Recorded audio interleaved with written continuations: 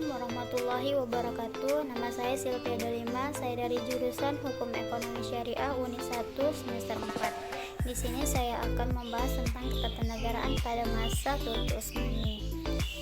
Nah, nama kerajaan Turki Utsmani itu diambil dari nama putra Ertugrul.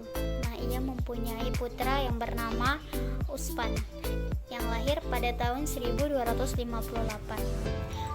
Kemudian nama Utsman inilah muncul dengan istilah Kerajaan Turki Utsmani atau disebut dengan Kerajaan Utsmani. Berdirinya Turki Utsmani ini sejak berakhirnya era Abbasiyah, di mana pada saat itu keadaan politik umat Islam itu mengalami kemajuan besar oleh 3 kerajaan. Yang pertama itu Kerajaan Turki Utsmani di Turki, Moghal di India, Saprawi di Persia. Tetapi dari ketiganya itu Turki Utsmani lah yang terlama dan terbesar. Ia mampu berkuasa selama 6 abad berturut-turut dengan wilayah yang besar membentang Afrika Utara, Jazirah Arab hingga Asia Tengah. Nah, bangsa Turki itu tercatat atas keberhasilannya mendirikan 2 dinasti. Yang pertama dinasti Saljuk, yang kedua yaitu dinasti Turki Utsmani. Pendiri kerajaan itu yaitu bangsa Turki dari kabilah Oghuz yang mendiami daerah Mongol dan daerah utara negeri Cina selama 3 abad berturut-turut. Nah, kemudian mereka pindah ke Turkistan, kemudian Persia dan Irak. Kemudian mereka pun masuk Islam sekitar abad ke-9 atau ke-10 ketika menetap di Asia Tengah. Di bawah pada abad ke-13 Masehi, bangsa Turki itu mengalami serangan-serangan dari bangsa Mongol.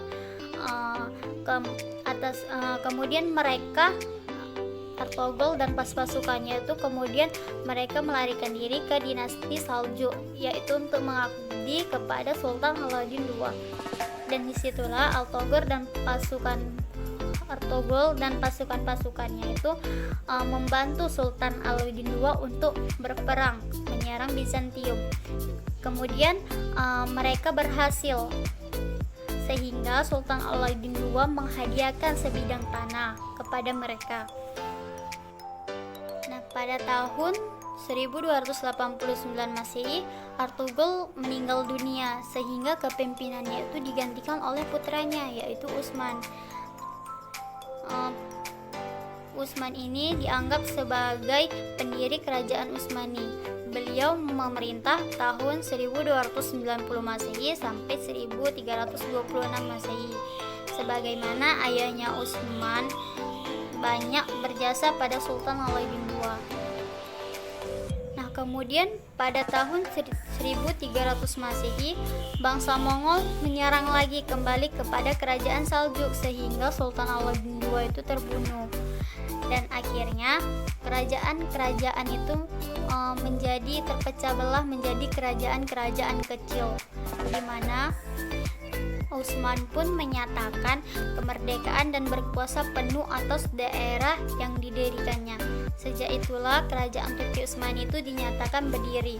Penguasa pertamanya yaitu Utsman yang disebut dengan Utsman I. Dalam perkembangannya, Turki Utsmani itu melewati beberapa periode. Sejak berdiri tahun 1299 Masehi yang dipimpin oleh Utsman I Ibnu Ertugrul dan berakhir dengan Mahmud II Ibnu Majid. Dan dalam perjalanan sejarah selanjutnya, Turki Utsmani merupakan salah satu dari ketiga kerajaan yang besar yang membawa kemajuan dalam Islam. Nah, sebagaimana diketahui, kerajaan Turki Utsmani ini dikepalai oleh sultan yang mempunyai kekuasaan temporal atas dunia dan kekuasaan spiritual atau rohani. Sebagai penguasa duniawi, ia memakai gelar titel sultan, dan sebagai kepala rohani umat Islam, dia memakai gelar kabilah.